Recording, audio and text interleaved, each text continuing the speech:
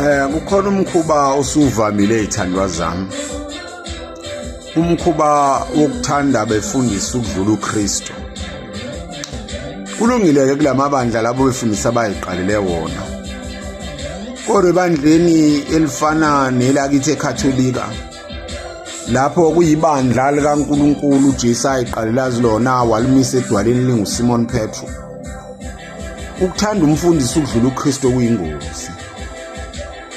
Kuze kuthi uma kufika isikhathi sokushintshwa kwakhe, nibambelele kuye naye nize nimlinga angahloniphi umbhishobhi, angahloniphi ubumbano analo nabafundisi abanye azaphenduka isitha kubo, ahlangane nani nifuna ukumjuqa lo ofikayo.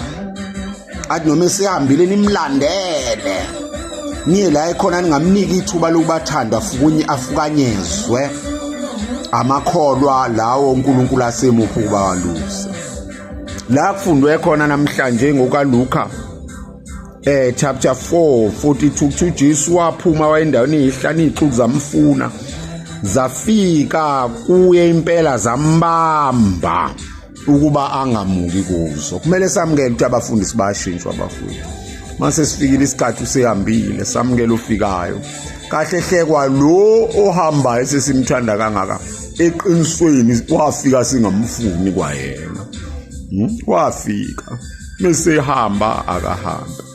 Thiwa-ke uJesu wathi kuzo nakweminye imizi kumele ukushumayela ivangeli lombuso kaNkulunkulu ngokuba ngithunyelwe lokho. Nathi kubafundisi Nkosi yami, noma ngabe amandla amnandi kanjani, noma ngabe nemali kangakanani, noma ngabe ntofontofo kangakanani, kodwa sikhumbule ukuthi sithunyelwe ukushumayela nakweminye imizi, singabambeleli emabandleni esesisusiwe kuwo. Amen.